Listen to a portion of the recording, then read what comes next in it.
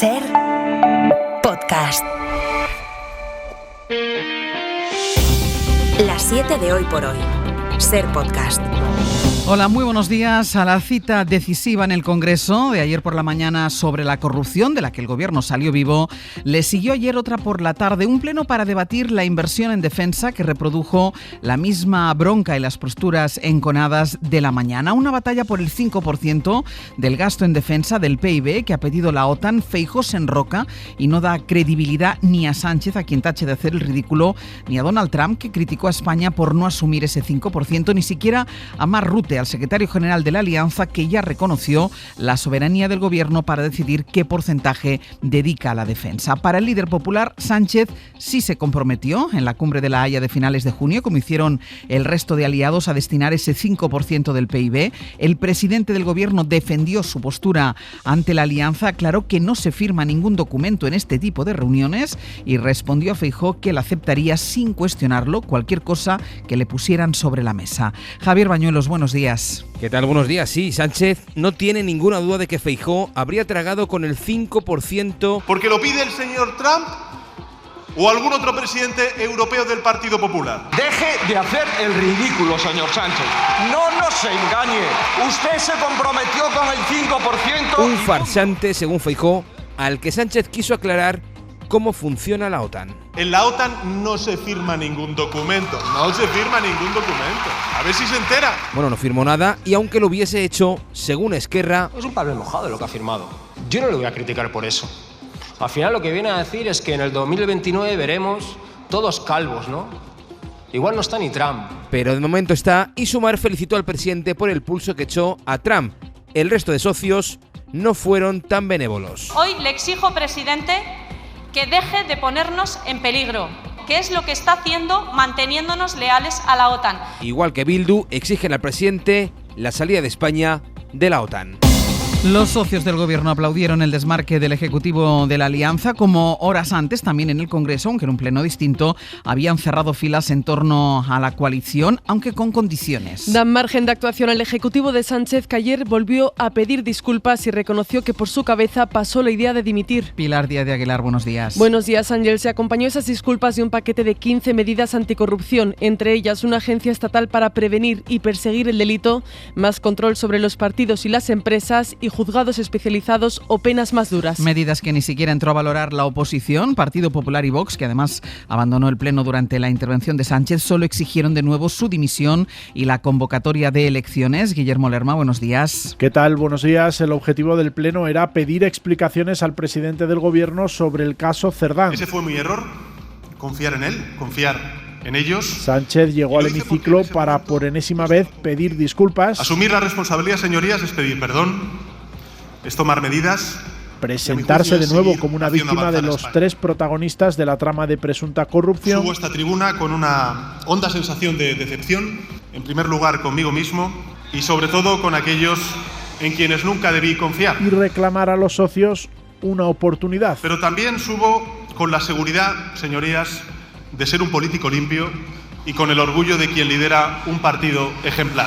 El presidente pasó de puntillas sobre los puntos más comprometedores para él. ¿Por qué destituyó al señor Ábalos como ministro de Transportes en julio del 2021? ¿Qué hacía el señor Ábalos en la madrugada del 20 de enero del 2020? Y no respondió a las preguntas concretas del PNV, pero lo sorprendente para el Gobierno es que con una investigación abierta en el Supremo y varios informes de la UCO, quien más fácil se lo puso a Sánchez fue Feijóo. ¿Pero con quién está viviendo usted? ¿Pero de qué prostíbulos ha vivido usted? El líder del PP optó por atacar en el plano más personal. Partícipe a título lucrativo del abominable negocio de la prostitución. Desviando el foco de lo que más compromete a Sánchez en lo político. Una doble moral en virtud de la cual yo tenía que saber todo lo que hacía el señor Cerdán, pero en cambio el señor Rajoy no podía saber que los sobres que recibía eran ilegales. Todos los que estamos aquí, señor Feijóo, de todos los que estamos aquí, el único que ha mantenido una relación estrecha con un delincuente condenado es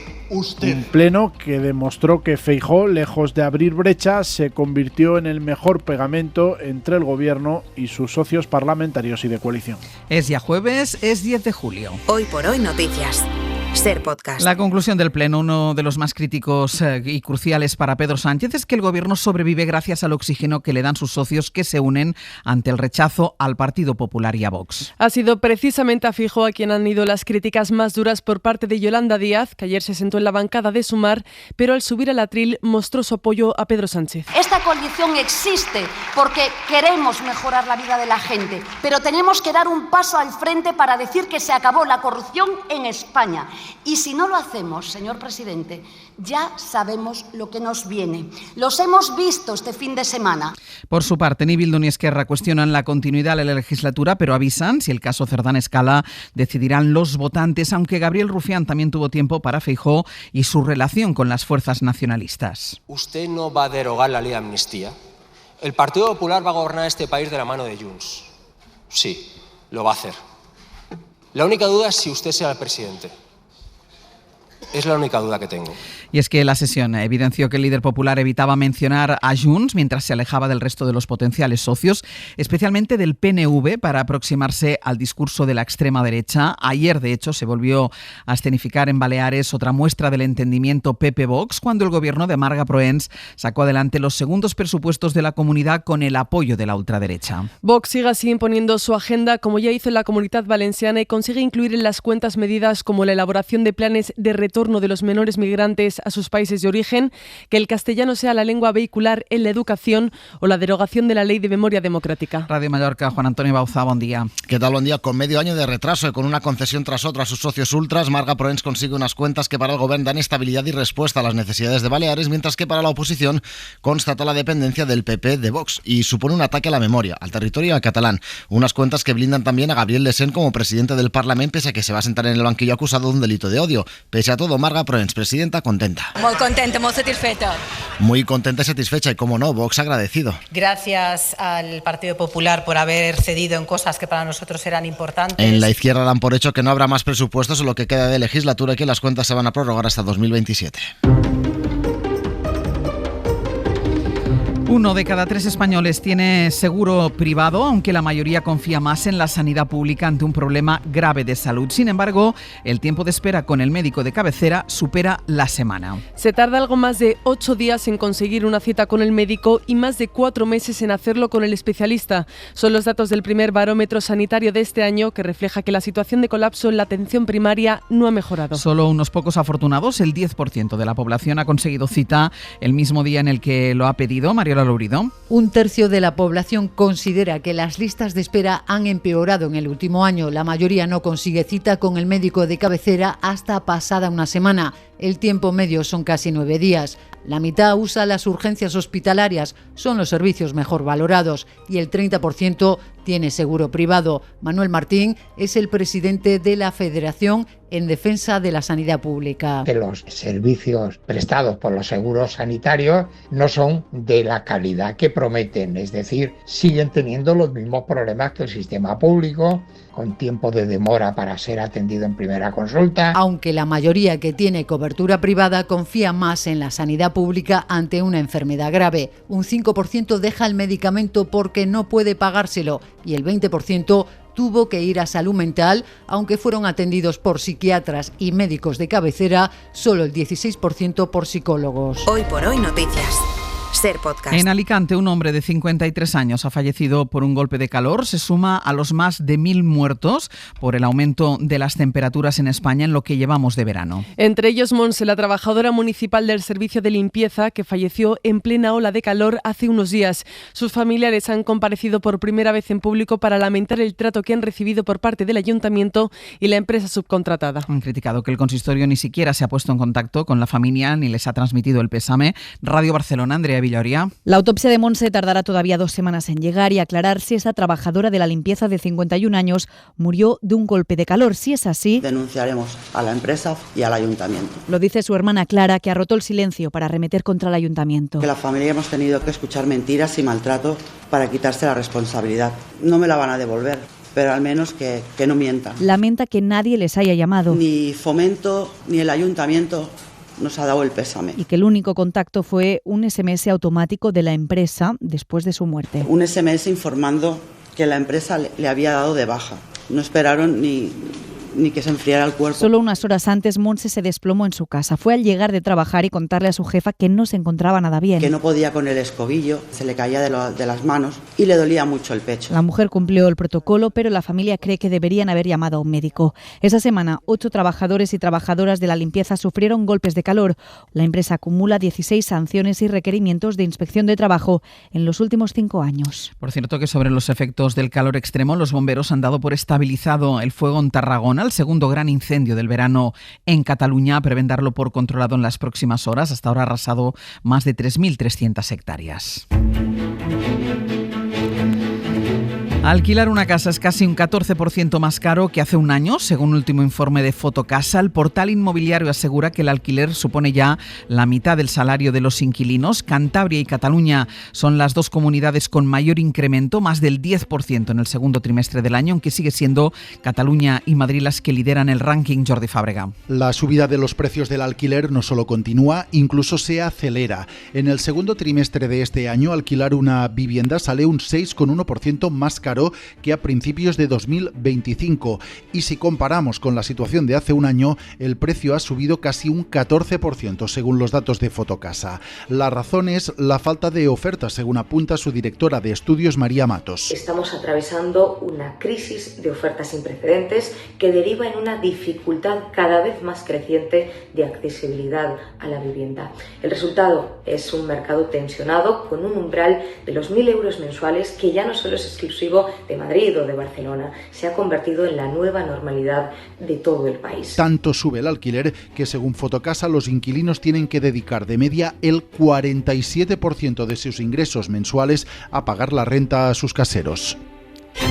Del exterior, Emmanuel Macron continúa con su agenda en Reino Unido. El primer ministro británico ha recibido al presidente francés este miércoles en Downing Street para abordar la migración irregular que cruza el Canal de la Mancha. Ambos líderes negocian un acuerdo bilateral que incluiría que Francia admita la devolución de personas procedentes de sus costas y, a cambio, Reino Unido aceptaría la entrada a territorio británico de aquellos migrantes que tengan vínculos familiares en el país. Corresponsal en Londres, Lucas Font. El segundo día de la visita de Macron ha estado marcado de nuevo por los formalismos y las buenas palabras, con especial énfasis en la nueva etapa en las relaciones bilaterales entre Francia y el Reino Unido.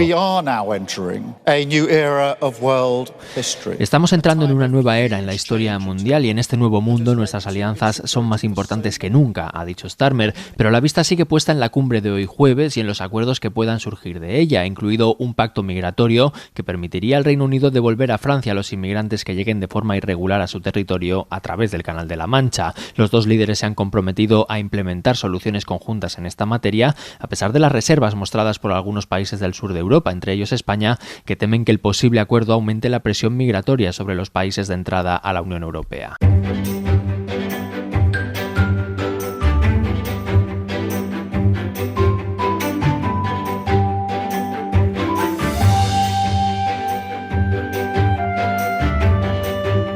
Hasta Euskadi nos vamos ahora. En Radio Bilbao está Isabel León, Egunon. ¿Qué tal, Egunon? Y en Asturias, Jesús Martín. Jesús, buenos días. Muy buenos días. Vamos con algunas noticias de estas dos comunidades, porque en Bilbao han estado mirando ahí de reojo lo que ha pasado en París con el Sena, que ha vuelto a permitir el baño junto a la Torre Eiffel después de más de 100 años.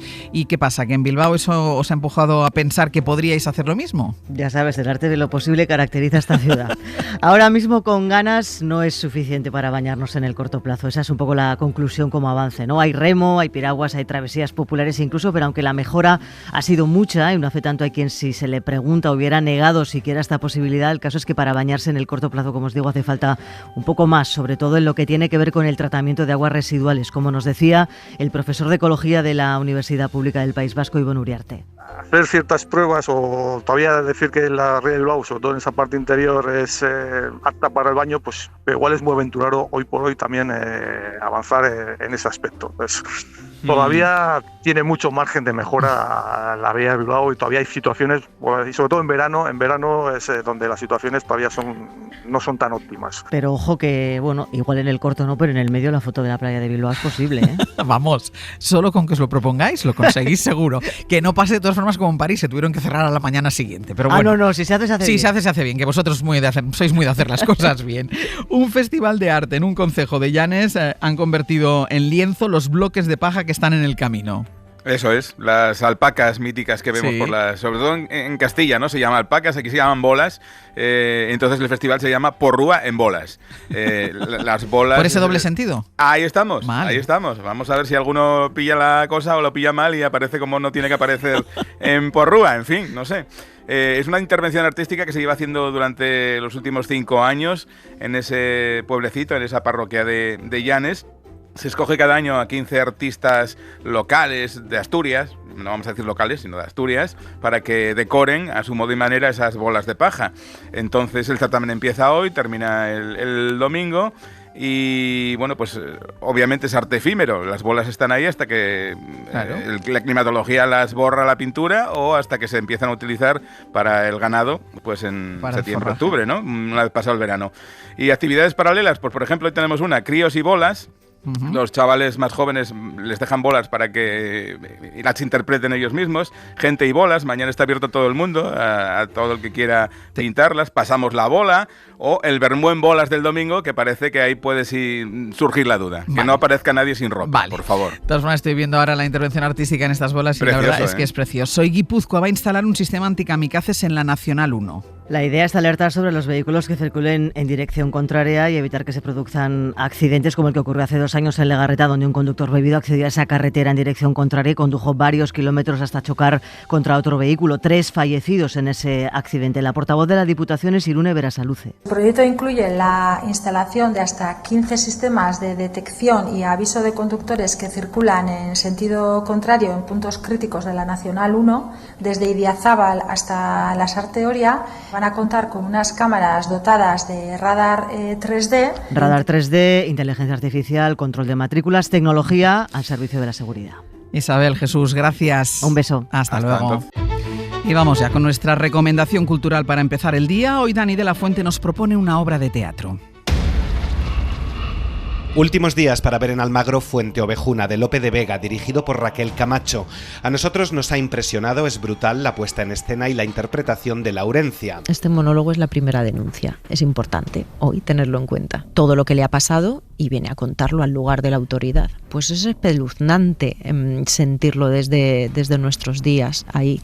Que ese monólogo me parece como un resumen de toda la historia del feminismo. Es el primer montaje que encarga Laila Ripoll al frente de la Compañía Nacional de Teatro Clásico, así que girará por toda España llevando ese grito de todos a una, Fuente Ovejuna, que muera el tirano. Porque la autoridad no está atajando el tema y no está solucionándolo, ¿no? Entonces salgamos a la calle, gritemos esto. Un texto atravesado por las guerras y la violencia contra las mujeres y contra todas las personas sensibles, como Mengo, interpretado por Alberto Velasco, que no pueden defenderse en este mundo que habitamos, dominado por acosadores. La violencia viene de la guerra y la guerra la hicieron y la han hecho siempre los hombres y es una cosa de los señoros de la guerra y como consecuencia la violencia hacia las mujeres en una situación de guerra. Y como la violencia, esa violencia de Estado, genera violencia, que es la respuesta del pueblo de Fuente Ovejuna, ¿no? No se la pierdan si tienen ocasión, por si no lo saben, el Teatro Clásico agota localidades allí donde va. Para no perderte ningún episodio, síguenos en la aplicación o la web de la SER, Podium Podcast o tu plataforma de audio favorita.